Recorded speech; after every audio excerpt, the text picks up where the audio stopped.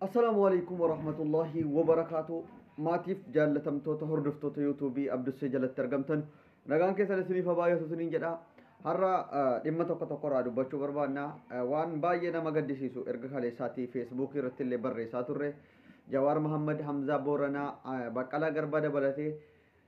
hidhamtoonni warri Jawaar Muhammadii wajjin hidhaman baay'een isaanii nyaata lagachuu dhageenye turre. Guyyaa jahan dura nyaata lagataa jiran jechuu dhageenye.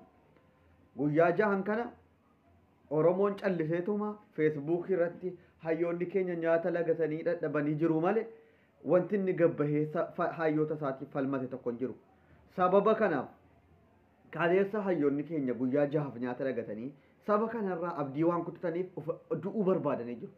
Dhugaadhaan immoo du'uu wayya saba du'aa kanaa wajjiniin sabaafan qabsaha jedhanii jireenya ofii maatii ofii dhiisanii gaafa an rabbiif uummata Oromoon abdadhe Jawaar Muhammad biyya Ameerikaatii garuu ummanni kun dhuguma ummata onnee qabu ummata isa dhiisitii gara fuulduraatti illee bilisummaa biyyattii kanaaf fidu jedhee abdatee gale ilmoo isaa jaallatu haadha manaa isaa jaallatu dhiise. Garuu Oromoon kun kan qabsahanuufi miti kan bishaan jige ol kaasanuufi miti. Jawaar Muhammad irratti jiilaa warri siichitti Oromoodhaaf qabsaa'uudhaaf karoora qabdan Oromoo irratti abdii muradhaa. Jawaar irratti abdii kutadhaa. Jawaariin silaa kana hin malleef Oromoon har'a deebi'ee biltsiginnaadhaaf hiriira bahu. Nama biltsiginnaa ifatti baasee sillee akkati Oromoo ta'uu kan keetti boontu ayam Oromoo farasti jedhee diina dura dhaabbatee Ameerikaadhaa Oromoo tokko godhee falmachiise kana silaa har'a Jawaar guyyaa tokko manidhaan bulu otuu Oromoon dhugaa jiraatte. Garuu kashilabbee isiin amma feesbuukii qofitti ittiin peejii guddifachuudhaaf ittiin maqaa Jawaariin dallilachuudhaaf Jawaar mana hidhaa keessatti akkana ta'e ijoollee biyya keessaa homaa hubachuu hin dandeenye miidiyaa irratti dhiyeessaa ooltu. Yaa warra siichitti ol guddataa jirtan Oromoo fan qabsaha jettan tokkoon qabsaa'in of ta'i jireenya kee jiraadhu akka barbaaddetti jiraadhu jireenya dhuunfaa keetti jiraadhu Oromoo waan qabsaanuuf miti ummata gabrummaa jaallatu ummata gabrummaa yoo itti feete akka harreetti baachuu jaallatu malee ummata bilisummaa barbaadu miti hundi sii wal qoqqooddee gabrummaa jala galuu malee bilisummaa hin jaallatu Oromoon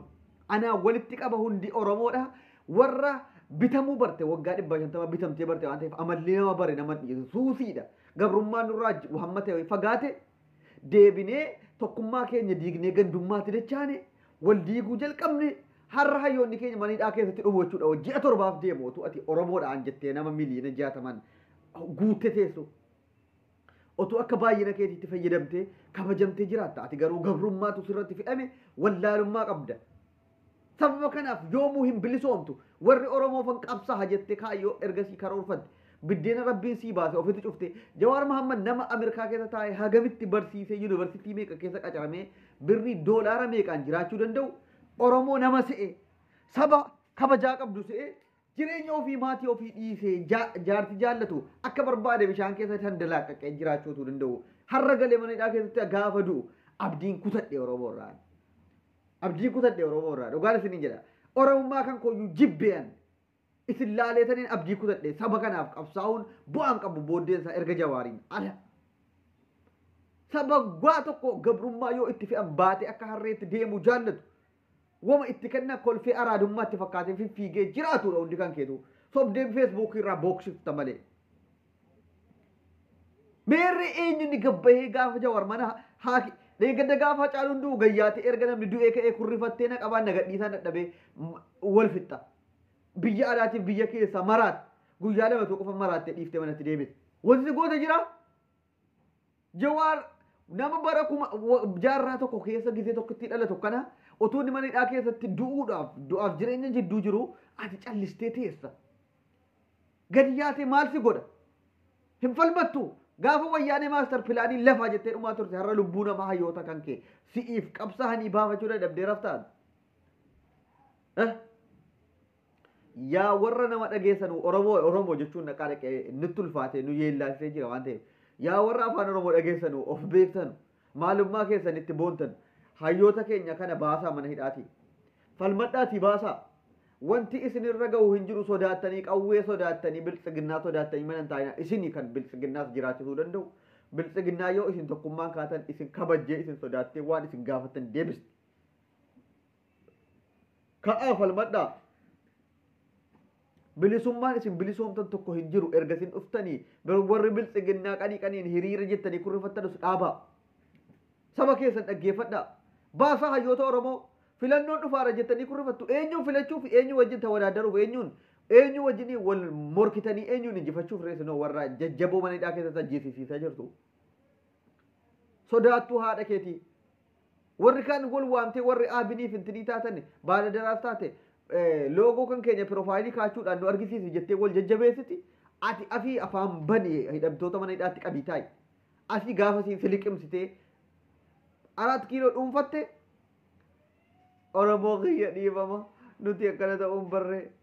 Oromootu walii galle jettee boohuu kan kee itti fufuuf malee wanti itti gochuu dandeessu tokko hin jiru gaafas har'a hayyoota mana hidhaatti qabdeen taa'in yoo injifatamtes Oromootu qabata malee warri kaan qabachuun du'a Oromoodhaaf.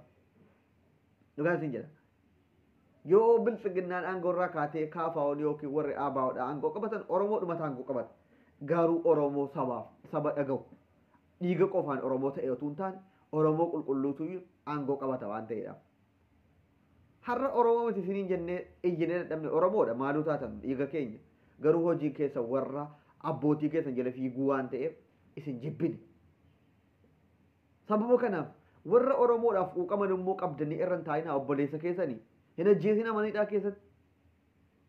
wanti keessa argattu caaluu ajjeeftanii maal keessa argattan wanti isin jijjiirama fiddan hin jiru biyya diiguman Jawaariin har'a manidhaa keessatti yoo du'e wanti isin irraa fayyadamtan hin jiru na amana yoo biyyattiin ittuu daaraa taate badde malee dhugaa isin jira biyyattii yoo balleessuudhaaf karoora qabaattan hayyoota keenya manidhaa keessatti ajjeesaa duuti Oromoo haaraa miti Oromoo silaayyoo warra akka Jawaar kana Oromoo qulqulluu jechuun malee fi gabrummaa baatte isin jettu miti nama 20-30 hundinoo of folchaa garuu warri falmataa jirtan warri dhayxanii hidhamaa jirtan warri sagalee ta'aa jirtan warri garuu otuu dhugaa beektanuu har'a jiraachuudhaaf jecha biltsiginnaa jala galtanii garaadhaaf jecha iyyaa jirtan kun dhaamsin Jawaarii dhaamu